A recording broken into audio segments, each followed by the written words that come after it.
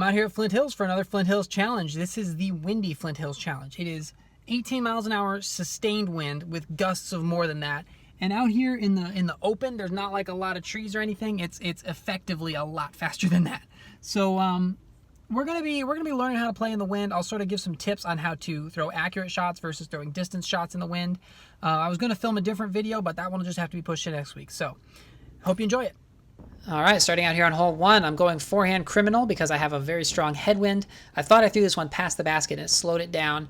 Ended up spiking in about 10 feet, 15 feet to the left. This is a left to right wind. I'm trying to make sure to keep the top of my putter into the wind because that's going to stop it from floating. It's actually going to knock it down. And that's sort of the same idea that I have here for hole 2. Usually I go a backhand here. I'm switching it up with a forehand because I can throw a hyzer straight at the basket and it's not going to fade to the right because the wind's pushing it left. And I really didn't want to let the wind get underneath any of my discs. So this ended up only about 15 feet out. And the wind just pushed that one out of the basket. I was, you might say I was heartbroken. Tapping in for a dejected 3. All right, hole 3 here, I'm going for like a flip-up forehand. I've been working on this shot a little bit, and I threw the right shape. I just pulled this one to the left. So I ended up about 25 or 30 feet away with a headwind, right to left wind, sort of uphill putt. I'm kind of thinking about laying this one up. I'm not really sure what my game plan is. Wait, what? All right, apparently the wind was a little too much for my my phone on my bag there. Pushed over my cart, so we'll try this again. Am I going to run this? Oh. All right, little change of camera angle here, trying to get a little more sturdy, and I think I'm going to run this one. We don't lay up on Flint Hills challenges. Oh, I was happy to give this one even that good of a run. I barely threw it, and the wind just lifted it up. All right, this next hole, watch something here. It's in slow motion. The wind pushes the disc and pushes it to that anhyzer angle.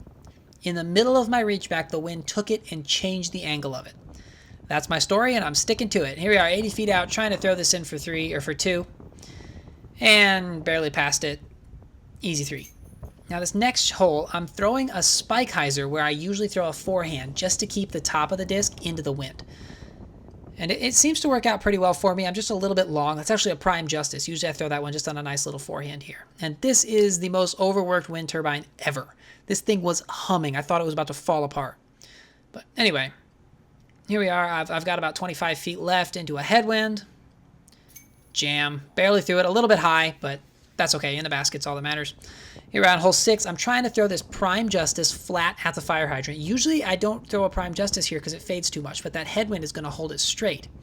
And it flew kind of the right path. I just left it a little bit left. So I ended up about 25 feet out with a headwind, and I thought it was a little bit of a left to right wind putt.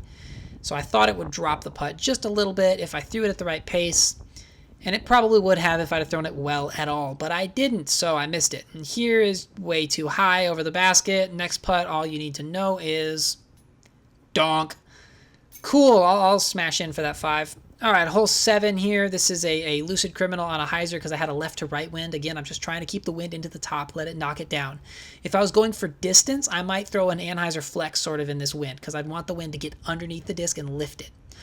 This putt, I had the height right, which is really what I was focused on, but I missed it to the right, like a moron. Okay, hole 8 here, again in a headwind. I'm throwing a Fusion Defender here. This is one of my most stable ones because I don't want to have to throw as hard as I can, and I want to let the disc fight the wind rather than my arm speed. So, ended up about 25 feet out, made the headwind putt.